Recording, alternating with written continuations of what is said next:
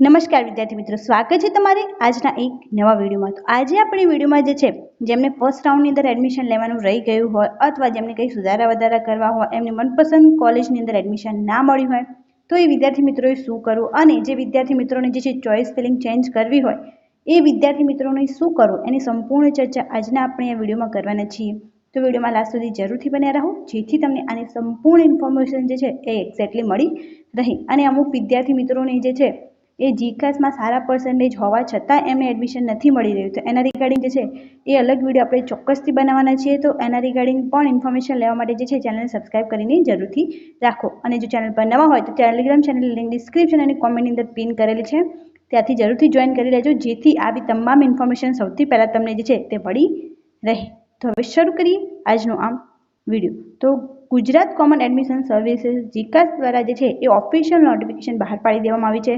અનુસ્નાતક કક્ષાના પ્રોગ્રામ્સમાં એટલે કે પીજીની અંદર પ્રવેશ પ્રક્રિયા 2025-26 માટે દ્વિતીય તબક્કાનું શેડ્યુલ જે છે બહાર પાડી દેવામાં આવ્યું છે। આને તમને એડમિશન ક્યારે મળશે એની પણ ચર્ચા આજે આપણે વિડીયોમાં કરવાના છીએ। તમે એ જોઈ શકો છો કે પ્રવેશ તબક્કો 2 એની અંદર જે છે જે વિદ્યાર્થી મિત્રોએ હજુ રજીસ્ટ્રેશન નથી કર્યું, જે વિદ્યાર્થી મિત્રોને ચોઇસ ફિલિંગ ચેન્જ કરવી છે, અમુક વિદ્યાર્થી મિત્રોએ કોલેજમાં એડમિશન લઈ અને એને કેન્સલ કરાવશે, એ તો બધા વિદ્યાર્થી મિત્રો જે છે એ દ્વિતીય તબક્કાની અંદર એલિજિબલ થઈ જશે। તો એ વિદ્યાર્થી મિત્રોએ હવે શું પ્રોસેસ કરવાની રહે છે? તો સૌથી પહેલાં રજિસ્ટ્રેશન રાઉન્ડ 2 એની અંદર સૌથી પહેલાં છે કે 19/6/2025 લઈને 1/7/2025 સુધી તમારે જે છે જે વિદ્યાર્થી મિત્રો નવું રજિસ્ટ્રેશન કરી રહ્યા છે, જેમને પ્રથમ તબક્કાની અંદર 1 થી 4 રાઉન્ડની અંદર રજિસ્ટ્રેશન કરેલું જ નથી, એ વિદ્યાર્થી મિત્રોએ જે છે એ ક્વિક રજિસ્ટ્રેશન કરવાનું રહે છે। રજિસ્ટ્રેશન ફી ભરવી, પ્રોફાઇલ, શૈક્ષણિક માહિતી ભરવી, ત્યારબાદ યુનિવર્સિટી કોલેજ પ્રોગ્રામ મુખ્ય વિષયની પસંદગી કરવી। ચોઇસ ફિલિંગ શું છે? તો અમુક વિદ્યાર્થી મિત્રોને એ પણ નથી ખબર કે ચોઇસ ફિલિંગ શું છે, તો તમને જણાવી દઉં કે ચોઇસ ફિલિંગ મતલબ તમે જે કોલેજીસ પસંદ કરો છો 1 2 3 4 એમાં ફર્સ્ટ પર તમારી જે ફર્સ્ટ પ્રેફરન્સ વાળી કોલેજ હોય કે મારે આની અંદર જ જવું છે તો એ કોલેજ એ રાખવાની રહે છે। ત્યારબાદ સેકન્ડની અંદર સેકન્ડ પ્રેફરન્સ વાળી, થર્ડની અંદર થર્ડ પ્રેફરન્સ વાળી, ફોર્થની અંદર ફોર્થ પ્રેફરન્સ વાળી, એમ તમારે જેટલી બને એટલી વધારેમાં વધારે કોલેજ સિલેક્ટ કરવાની રહે છે જેથી તમને કન્ફર્મ જે છે એ ઓફર આવી જાય અને તમે એડમિશન જે છે એ કન્ફર્મ કરાવી શકો। પછી બહુ બધા વિદ્યાર્થી મિત્રોને એક ક્વેશ્ચન છે કે એમને એક કોલેજની અંદર એડમિશન મળ્યું છે એટલે ઓફર લેટર મળ્યો છે પરંતુ એમને એમાં જવું કે ના જવું, તો એમાં એમને શું કરવાનું રહેશે? તો એમાં ઉપર તમને એક ઓપ્શન જોવા મળશે વ્યૂ મેરિટ કટ ઓફ, ત્યાંથી તમે ચેક કરી શકો છો કે તમારી જે સૌથી પહેલાં પ્રેફરન્સ વાળી છે એમાંથી તમને એડમિશન ઓફર નથી આવે અને તમારો પર્સન્ટેજ 50 જ છે, બરાબર? તો તમારે એ જોવાનું કે એનું કટ ઓફ કેટલું છે એ કોલેજીસની અંદર અને એ કોલેજીસની અંદર એડમિશન કેટલા થઈ ચૂક્યા છે। જો આનું કટ ઓફ તમારે એડમિશન લેવાનું છે ત્યાં 80%નું કટ ઓફ હોય તો તમારે ચોક્કસપણે આની રાહ ના જોવી પડે। તમે જે છે બીજી કોઈ પણ કોલેજની અંદર એડમિશન લઈ લો, કેમ કે આની અંદર તમને ચાન્સ કેટલા ઓછા છે એ તમે જોઈ શકો છો। 80% કટ ઓફ છે તો આવીને આ 75, 73, 70 સુધી આવી શકે છે પરંતુ 50% સુધી આવી શકે એવી કોઈ સંભાવના નથી। તો તમે આ પ્રમાણે જે છે ડિસિઝન લઈ શકો છો જેથી તમારે સેકન્ડ તબક્કાની અંદર ના જવું પડે અને જેની સેકન્ડ તબક્કાની અંદર હશે એમની જે વેકન્ટ સીટ્સ હશે બાકીની એની અંદર જે એડમિશન મળશે, કેમ કે 1 થી 4 રાઉન્ડમાં જે સીટ્સ ભરાઈ ગઈ હશે એમાં ફરીથી એડમિશન મળવાપાત્ર રહેશે નહીં। ત્યારબાદ જે છે ઓનલાઈન અરજી કરી ચેક કરી જીકાસ પોર્ટલ પર સબમિટ કરવાની રહે છે। ત્યારબાદ જે વિદ્યાર્થી મિત્રોને કોઈ ચેન્જીસ કરવાના છે કે રજિસ્ટ્રેશન રાઉન્ડ 1 ની અંદર જે છે સબમિટ કરેલ અરજીની વિગતમાં સુધારણા માટે જેમને રજિસ્ટ્રેશન રાઉન્ડ 1 ની અંદર અરજી કરેલી છે અને એમને સુધારણા વધારણા કરવા છે તો એ ડાયરેક્ટ 5મા રાઉન્ડની અંદર એલિજિબલ થશે। જો એમને ફર્સ્ટ રાઉન્ડ કમ્પ્લીટ થયો અને પછી સુધારા વધારા કરવા છે તો એ વિદ્યાર્થી મિત્ર જે છે સેકન્ડ, થર્ડ અને ફોર્થ રાઉન્ડમાં એલિજિબલ રહેશે નહીં।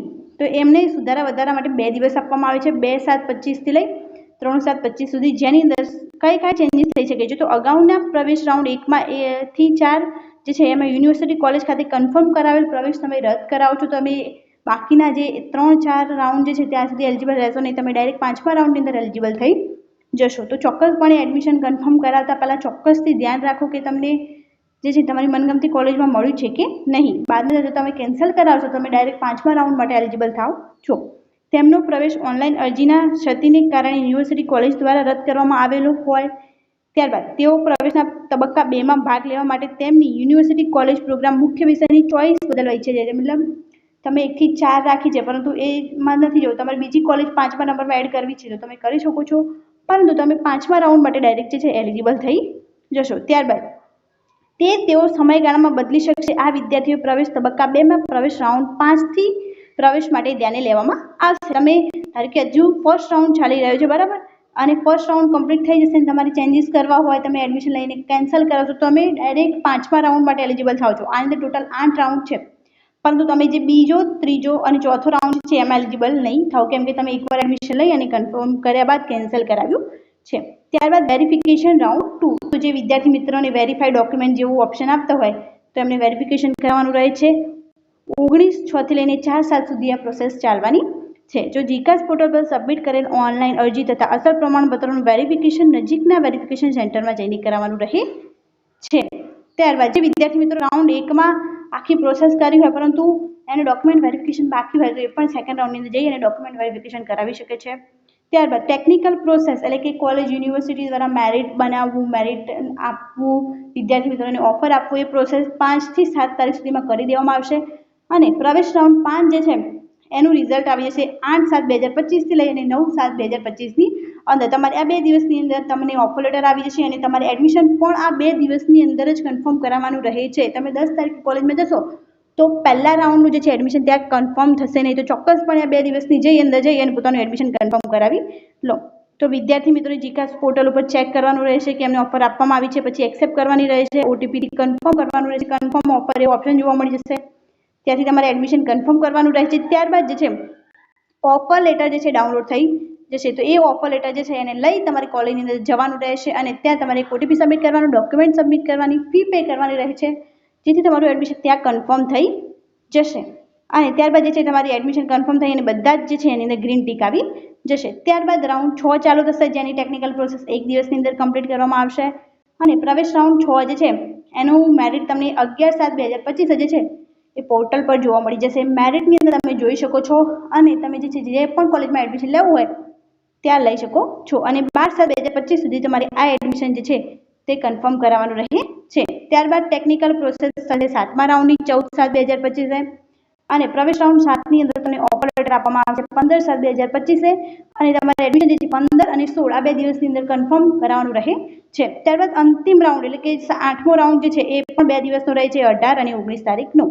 અને અમુક વિદ્યાર્થી મિત્રોને એક ક્વેશ્ચન છે કે એમને ફર્સ્ટ રાઉન્ડની અંદર નથી જવું, સેકન્ડની અંદર નથી જવું, તો એમને શું કરવું, એમને 5thની અંદર નથી જવું તો શું કરવું, તો એમને જે છે કઈ જ પ્રોસેસ કરવાની રહેતી નથી. એ કન્ફર્મ ઓફર નહીં કરે તો એમનું ઓફર જે છે ઓટોમેટિક રિજેક્ટ થઈ જશે અને જે છે આગલા રાઉન્ડ માટે એલિજિબલ થઈ જશે. તો જેમને એ એડમિશન નથી લેવું એ કોલેજની અંદર, તમને કઈ જ પ્રોસેસ કરવાની રહેતી નથી અને એ વેઇટ કરી શકે છે કે નહીં એના રિગાર્ડિંગ મેં ઇન્ફોર્મેશન આપી દીધી છે કે તમે વ્યૂ મેરિટ કટ ઓફ જોઈ અને આ ડિસિઝન લઈ શકો છો કે તમારે વેઇટ કરવો જોઈએ કે તમારે જે છે જે કોલેજ આવી છે એની અંદર એડમિશન લઈ લેવું જોઈએ. તો આ વિડીયોને વધુથી વધુ તમારા વિદ્યાર્થી મિત્રો અને તમારા ફ્રેન્ડ સુધી શેર કરો, જેથી આની ઇન્ફોર્મેશન એમને મળી રહે અને એક્ઝેક્ટલી જે છે એ પોતાની મનગમતી કોલેજની અંદર એડમિશન લઈ શકે. Thank you so much for watching.